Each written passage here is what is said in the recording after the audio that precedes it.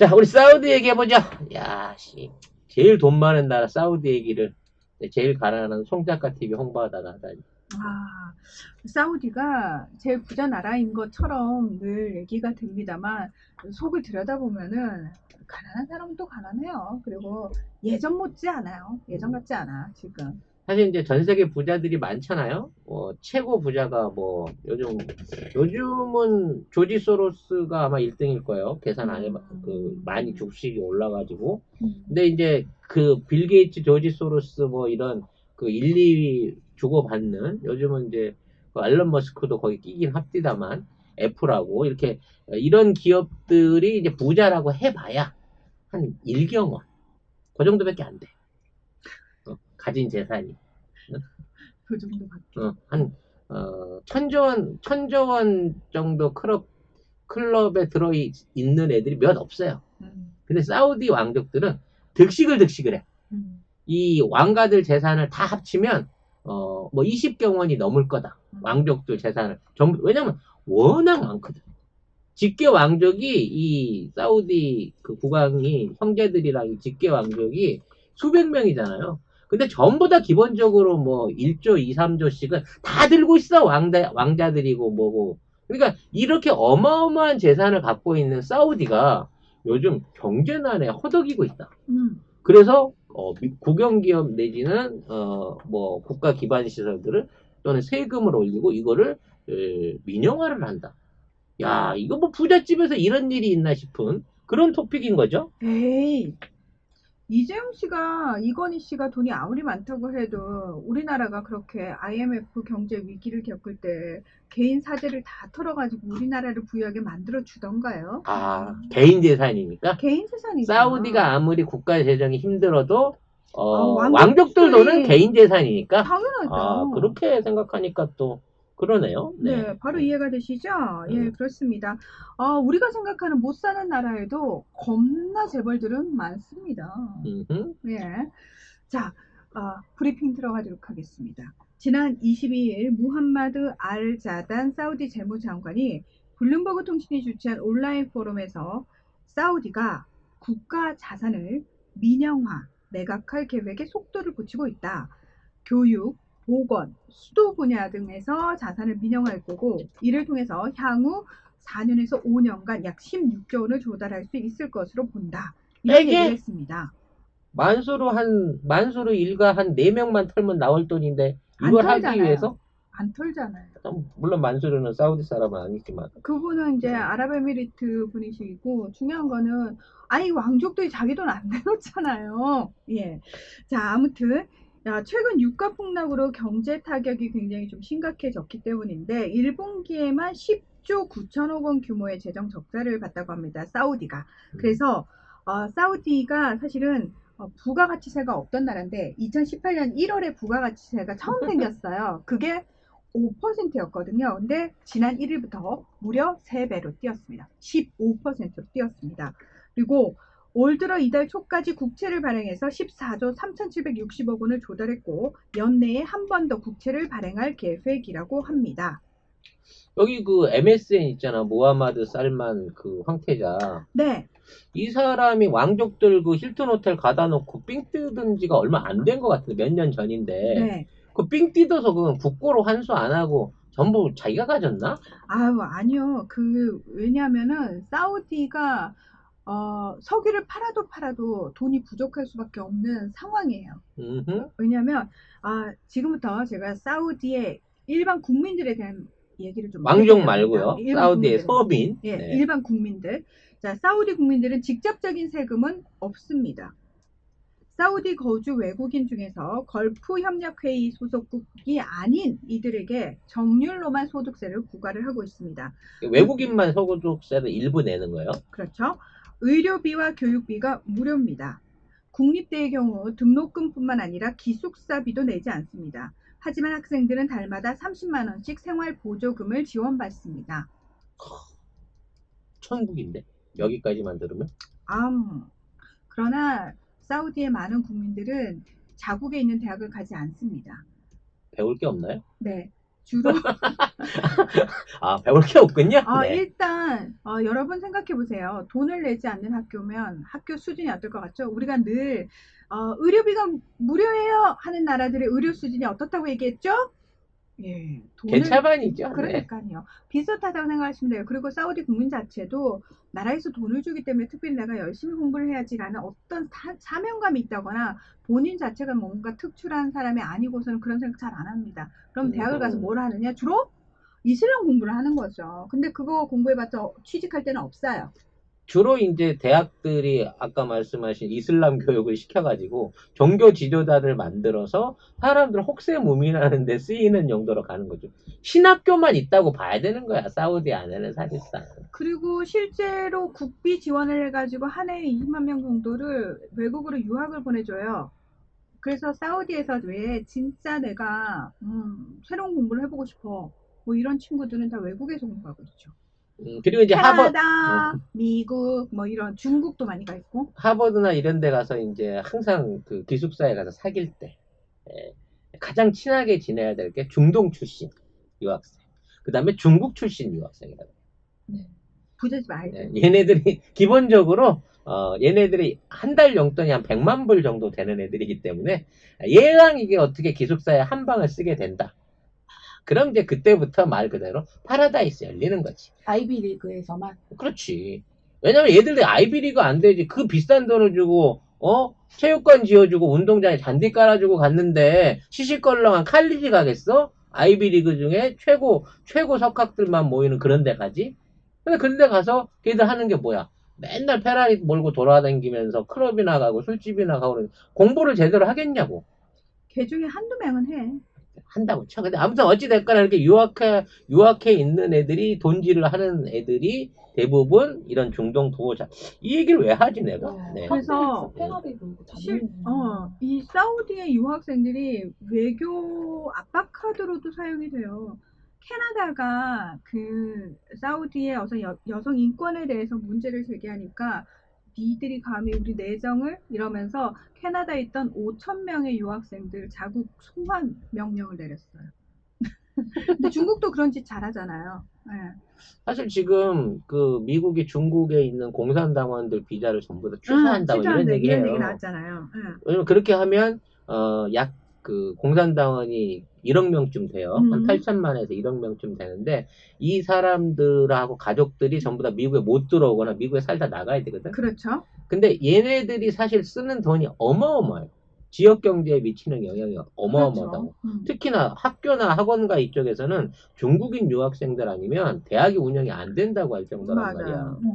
그렇기 때문에 만약 이런 정책을 실행하게 되면 중국은 이제 타격이 크겠죠. 돈을 쓰러 못 나가니까. 근데 미국 입장에서는 오히려 미국 내 교육계라든지 민간 안의 내수가 확 무너져 버릴 수가 있기 때문에 쉽게 못 하는 거란 말이야. 그렇죠. 유학생들이 쓰는 돈이 그렇게 엄청난 거예요. 근데 이게 참 그래. 그러니까 인구수로 이렇게 밀어붙이면 어떻게 할 수가 없는 거예요. 왜냐하면 경제적인 의존도가 그만큼 너무 심각해지는 거예요. 그래서 그러니까 정부를 운영하는 사람들 입장에서는 내가 집에서 본때를 보여줘야지 하고 싶지만 실질적으로 부대껴서 일상생활 속에서 그들과 경제적으로 얽혀서 살아가는 사람들 입장에서는 나라 때문에 내가 못 살겠네. 이런 상황이 지금 벌어지고 있는 거죠. 자, 어쨌든. 세금 계속 가십시다. 네. 자, 사우디와 관련해서 말씀을 드리고 있습니다. 자, 자국 기업의 경우 법인세는 없지만 종교세로 1년에 2.5%를 납부를 합니다. 소득의 2.5%니까 많은 건 아니에요. 굉장히 조금이에요, 사실. 그래서, 그러니까 이슬람 같은 경우에는 무슬림의 5대 의무 중에 하나가 어려운 사람을 도와야 되는 게 있거든요. 그러니까 그런 차원에서 기업에 종교세를 부과하는 거다 이렇게 보면 되고요. 그럼 외국 기업은 법인세가 20%입니다. 네, 가스 산업 기업은 30%, 원유 탐사 기업은 85%. 이거 뭐 다 뺏어가네, 원유 탐사하면? 자, 그래서 합작을 해서 들어가죠. 단독 기업으로 못 들어오게 하려고 당연하죠. 85% 세금을 때린 거군요. 네. 그러니까 다시 말해서 합작을 해서 들어가면 예를 들어서 50대 50으로 들어가잖아요. 그러면은 법인세를 이제 외국 기업이 가지고 있는 지분 50%에 대해서만 법인세를 내면 돼. 음. 그러면 나머지 그 자국 기업 합작한 이쪽은 2.5%만 내면 돼. 이런 식이에요. 그러면 이제 그 절세한 부분을 갖고 나눠 먹는 거지, 그렇죠. 지분대로. 예. 그래서 또 2017년부터 담배와 탄산음료 등의 죄악세를 부과했습니다. 그래서 설탕이 많이 들어간 음료의 경우 2배까지도 인상했습니다. 네. 죄악세라, 그러니까, 이거 굉장히 우리나라에 있었던 그 비만세 도입하려고 했었던 그거랑 비슷한 거네. 지금 실제로 근데 비만세가 도입된 나라들이 많거든요. 아니, 근데 사실 이게 좀 그 어폐가 있는 거 아니에요? 설탕과 뭐에다 한다고? 설탕과 담배? 그러니까 탄산음료와 담배가 그렇게 백해무익한 거면 팔질 말아야지. 왜 그걸 갖다가 세금으로 가지고 그 개인의 즐길 수 있는 권리에 대한 이 탄압을 하는 거야? 그 돈 문다 그래서 내가 안 쓸 게 아니기 때문에 내가 억울해서 그러는 거야. 왜냐면 이거 팔을 때도 여기에 간접세가 붙어 있잖아요. 세금이 붙어 있잖아요. 국가 재정을 하면서 또 동시에 또 국민들이 이걸 통해서 많이 아프고 이러면은 돈 들어가니까 돈 내라는 거지. 탄산음료를 처먹여 가지고 성인병이 생기면 거기에 대한 비용이 나오니까 그거를 세금으로 미리 내놔라는 거구나. 그렇죠. 그게 싫으면 먹지 말든지요. 이렇게 되는 거죠. 맞는 말이긴 한데 화가 나는데. 예. 자, 2018년 1월부터 제가 5% 부가가치세가 신설이 됐다고 말씀을 드렸잖아요. 그 전까지 세금을 안 내다가 이런 세금이, 그러니까 부가가치세라는 건 내가 물건을 살 때 여기에 5% 세금이 붙는 거잖아요. 그럼 그 사람 기분 되게 나쁘거든. 그래서 막 반발이 심해지니까 모든 공무원에게 생활보조금 명목으로 약 33만 원을 지급을 하고 은퇴자 및 사회보장수급자에게 약 그 반 정도가 되는 이 보조금을 추가 지급하는 등 복지 혜택을 추진을 했습니다. 근데 여기서 사우디 국민의 3분의 2가 공무원입니다. 그건 좋다, 야. 어찌됐거나 국적만 있으면 나라에서 한 자리씩은 그냥 해준다는 거 아니야.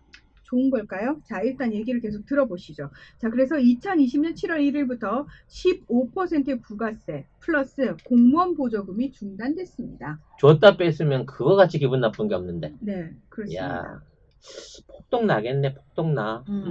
아마 근데 또 폭동을 막기 위해서 뭔가 사탕발림을 하겠죠. 왜냐하면 사우디아라비아는 일단 자국민 우대 정책으로 똘똘똘똘 뭉친 나라입니다. 자, 지금부터 설명드리겠습니다. 네, 2016년 기준 사우디 총 인구는 3,178만 명이고요. 이 중에서 자국민은 2,008만 명, 2,000만 명 정도 되고요. 나머지 그러면 1,100만 명, 1,170만 명은 외국인입니다. 그러니까 외국인이 사우디 전체 인구의 36.8%가 됩니다. 이 사람들이 다 이제 접시 닦고 청소하고. 그렇죠. 노동자로 들어오신 분들이죠. 건설 노동하고 그러신 분이지. 네, 그렇습니다. 왜냐하면 사우디인들은 근무 여건이 좋은 공공 분야 종사를 선호하기 때문입니다. 공공 부문이 민간 부문보다 임금 수준은 높은 반면 근무 강도는 낮기 때문입니다. 이래서 공무원이 되는 거예요. 사우디 정부는 자국민에게 석유로부터 얻은 수입을 분배하는 수단으로 공공 부문에 대한 고용을 늘려왔습니다. 네. 그래서 공공 부문에 그러면 최저임금이 얼마냐? 중요하다. 최저임금 궁금하다. 네.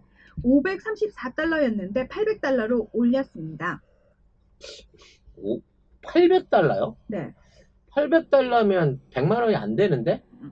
최저임금이요. 그러니까. 네. 이거는 정규직이 아니겠죠? 근데 대부분의 국민의 3분의 2가 어찌됐거나 이 최저임금으로 시작하게 되잖아요. 청년으로 시작한다 그러면 대부분. 거의 그렇진 않고요. 일단 그 공무원들, 그러니까 사우디 공무원들의 평균 임금은 300만 원 정도예요. 네. 그러니까 지금 제가 말씀드린 요 최저임금은 진짜 왜 알바, 시간제 근무, 뭐 요런 수준. 1시간으로 따져서 뭐 요 정도 금액이 나온다는 거구나. 그렇죠. 네. 네. 자, 그래서 사실은 대다수의 이제 민간 부문은 외국인 노동자들이 많이 근무를 하게 되는데 그 이유가 뭐냐면은 임금 수준 자체가 3배가 차이가 나요. 그러니까 외국 회사가 들어와서 사우디에 들어올 때 조건이 뭐냐면은 무조건 사우디 이 사람들에게는 평균 300만 원 맞춰줘야 되고요. 음. 외국인 노동자에 대해서는 그 3분의 1만 줘도 충분히 숙련된 노동자를 쓸 수 있어요. 그러면 내가 기업가라고 그러면은 외국인 노동자 쓰고 싶지 사우디 노동자 쓰고 싶지 않거든요.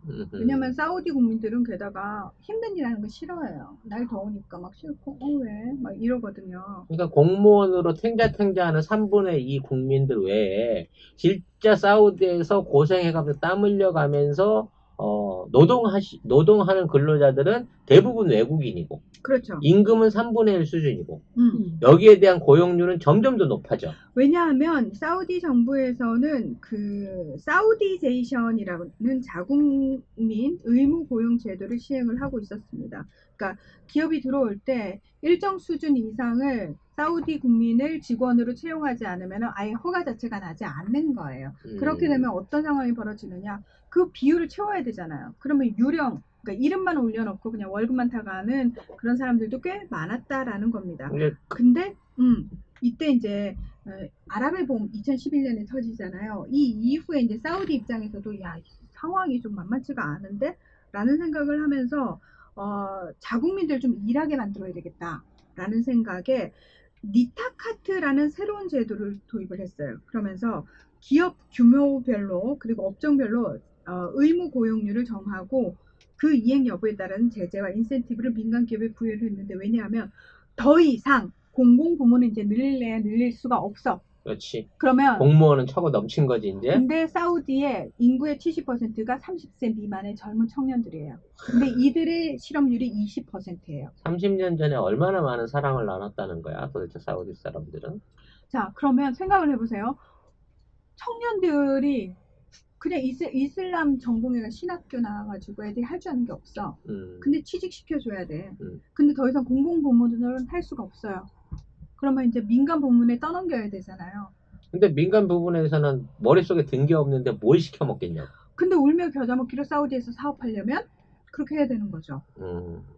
그래가지고 오죽하면 의무 고용률을 딱 정하게 됐어요. 그리고 심지어 휴대전화, 자동차 영업 등 12개 소매업에 외국인 고용을 제한하는 정책을 시행 중입니다. 시계, 안경, 의료기기, 전기 및 전자, 자동차 부품, 건축자재, 카펫, 자동차, 가정용 가구 및 사무용품, 기성복, 아동복, 가정용품 및 제과 소매업에는 외국인 고용이 제한되어 있습니다. 아니 도대체 그럼 박근혜는 뭘 보고 중동으로 가라 그런 거야 지금?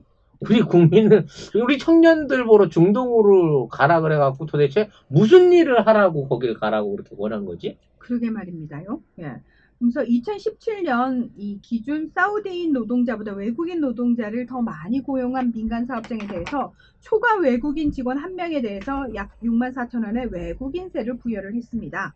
그러면서 이 외국인 직원 외에도 또 가족들이 있을 거 아닙니까? 그 가족도 한 명당 32,000원의 세금이 신설이 됐습니다. 그래서 올해까지 매년 세금이 인상이 돼 왔습니다.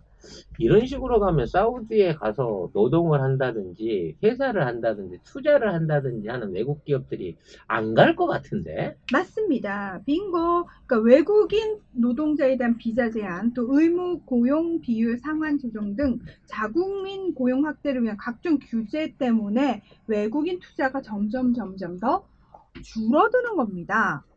그런데 웃기는 게 말이죠. 이 중동 네. 국가들이 이제 그 기름만 내다 팔다가 힘들어지니까 이제 뭐 첨단 뭐 정유화학이라든지 아니면 뭐 IT라든지 뭐 이런 거를 위해서 새로운 4차 산업을 하겠다. 스마트 시티를 지어가지고 뭐 그걸로 뭘 하겠다라고 하는 야심찬 계획들을 열심히 발표는 해요. 네, 맞아요. 근데 자국 안에는 제대로 된 교육기관도 없고 뭐 이런 교육을 살릴 방법도 없고 또 노동자도 없어. 그리고 이러한 원천 기술을 가지고 있는 것도 아니야.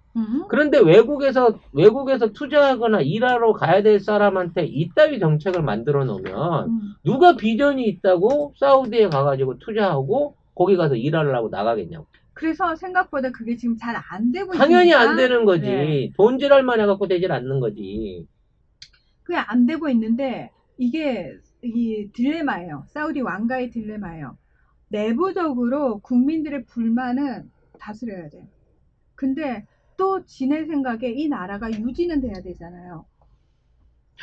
왕, 그 딜레마에 지금 빠져 있는 거예요. 왕족 1000명밖에 안 되는 애들이 99.9%의 국부를 다 소유를 하고, 한 가구당이지, 걔들은. 한 가구당 수조 원씩의 재산을 갖고 있으면서, 나머지 3천만 그 일반 국민들한테는 300만 원 나눠주고 행복하게 살아라. 라고 얘기하고, 지금 재정이 어렵다고 뭐 16조, 20조 돈 얻겠다고 민영화를 하겠다는 이 계획 자체가 너무 이기적으로밖에 판단이 안 되는데. 그러니까 눈 가리고 아우, 그러니까 왕가에 대한 불만을 어떻게든 지금 타개를 하겠다. 그러니까 이거는 제스처죠. 하나의 제스처인 거죠. 아니, 이거는 진짜 사우디에서도 심각하게 생각해야 돼요. 지금 있는 상태에서 세금 뜯어내봐야 그 세금만큼 나중에 지네들이 또 토해내야 돼, 보조금으로. 왜? 맞아요. 운영되기 위해서는 세금을 걷어서 하는 것 같지만 결국 나중에 국민들의 불만을 잠재워 보조금을 그 이상을 또 지급을 해야 된다고. 이런 맞아요. 악순환을 하지 말고 그 노블리스 오블리제를 해. 안 한다니까? 한 2조 원씩 그러니까 걷어 니들끼리. 안 한다고요. 그것만 해도 한 400조 원 걷어서 한 10년은 거뜬하게 쓰겠구만. 아유, 그런 거 할 생각이 있었을까요? 이 나라가? 아, 근데 이게 지금 사실 중동의 석유 부국들 되게 비슷한 상황이에요. 그래서 이렇게 해서 이제 외국인 노동자들 쥐어짜면서 착취하고 정말 뭐 그러니까 인간 대우 제대로 안 해주고 인간적인 대우 안 해주고 그러니까 이런 문제 계속 발생을 하고 있는 거예요.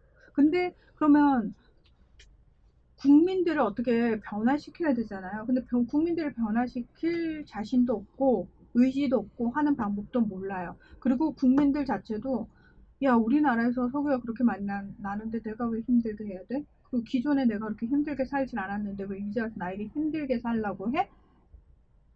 여차하면 우리 다 뒤집어 엎을 거야? 뭐 이럴 수도 있기 때문에 거기다가 종교계도 계속해서 눌러야 되는 상황이에요. 그러니까 사우디라는 나라는 와하비즘이라고 하는 근본주의의 한 종파하고 손을 잡은 나라거든요. 그래서 사우드 가문의 왕국이라는 뜻이에요. 사우디아라비아가. 근데 이 나라만으로 이 왕족 자체가 다스릴 수 없기 때문에 여기에 종교를 결합시킨 거예요. 와하비파하고 손을 잡은 거예요. 근데 문제는 뭐냐면은 와하비파 역시 이 종교 기득권들 역시 본인들한테도 계속 콩고물이 떨어져야지 니들이 원하는 걸 우리가 해주겠다는 거거든요. 근데 무함마드 빈 살만 왕세자가 들어서 가지고 와하비파들을 계속 억압하고 있단 말이에요. 왜냐하면 얘들의 힘이 점점 세지니까 얘들을 누르지 않으면 언젠가 우리가 잡아먹힐 거야 라는 생각이 들거든요. 그래서 기존에 있던 그 종교 경찰도 없애버리고 그다음에 여성 운전 허용해주고 여성의 사회 진출 허용하고 뭐 이거는 와하비파에서 절대 용납하지 않는 거거든요.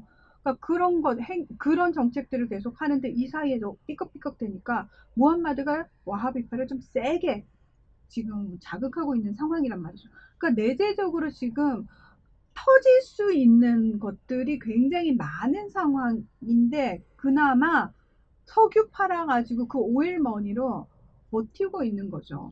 사실 석유가 예전 같으면 이제 모든 동력의 기본이었단 말이에요. 근데 지금은 이제 모든 동력의 근원이 전기로 바뀌어가고 있어요. 근데 이 전기를 발전하는데 아직도 화석 연료가 차지하는 비중이 높기 때문에 아직까지 석유가 세계적인 자원화가 되고 있지만 이게 에너지 혁명이 나버리면 말 그대로 수소를 아주 값싸게 생산해서 이거를 연료나 전기로 바꿀 수 있는 기술이라든지 우리가 개발하고 있는 핵융합 발전 장치를 통해 가지고 진짜 소량의 뭐 중수소나 헬륨을 합성하는 과정에서 인공 태양을 만들어서 어마어마한 에너지를 만들 수 있는 세상이 오면요. 석유는 아무 의미가 없는 쓰레기가 돼요. 공해 자원이 돼버리고 말거든. 그래서 그 시기가 오지 않기 위해서 신재생 에너지를 석유 그룹들이 어떻게 해서 억누른다 뭐 이런 얘기도 있는데 어찌됐거나 사우디가 지금과 같은 방식으로 국가 경영을 유지해 나가면서 진짜 이 재정 부분의 적자라는 게 지금 들어보셔서 알지만 몇십조 원 안 돼요. 걔네들이 갖고 있는 어마어마한 왕가의 재산에 비하면 아무것도 안 되거든. 그 기득권을 안 내려놓기 위해서 민영환이 뭐 이거를 갖다가 건드리고 한다 그러면 근데 국민들의 반감이 바로 생겨날 거고, 아까 얘기한 대로 종교단체가 들고 일어나서, 야, 우리도 공화국 가자. 라는 얘기가 나올 수밖에 없는 거야. 회교주의, 이란처럼 회교주의 원리 공화국을 가든가, 아니면 카타르처럼 아예 대통령제를 신설해가지고, 제대로 된 국가 경영을 해보자라는 쪽으로 나가는 거지. 지금 그렇죠. 있는 왕가 애들한테 세금만, 소득세만 한 30% 걷어도, 거뜬하게 재정위기 극복하겠구만. 그래서 사우디가 카타르를 싫어하는 거예요. 왜냐하면 카타르는 원래 왕족, 그러니까 왕국이잖아요. 왕국인데 카타르 왕이 스스로 그 절대 권한을 내려놨거든요. 바꿔야 된다고. 그렇죠. 예, 바꿔야 된다고. 그러니까 이게 뭐냐면은 훨씬 더 그러니까 현명하게 판단을 한 거예요. 그래서 카타르는 굉장히 많이 민주화되고 오픈됐거든요. 그래서 사우디가 국경 닫아버리고 모든 교역 중지하면서 카타르를 압박하고 있는 이유가 그런 거잖아요. 그렇죠. 니들이 나쁜 선례를 남겨갖고 니들이 성공해버리면 사우디에도 아니면 그렇죠. 다른 중동 국가에도 그런 얼마든지, 요구가 예, 생기니까. 그 요구가 나올 수 있기 때문에. 근데 눈 가리고 아웅하는 게 정말 한계가 있지. 너무 이기적이다. 이 사우디 왕가의 자식들은. 네. 해주세요. 이렇게 갑자기 끝나는군요. 네.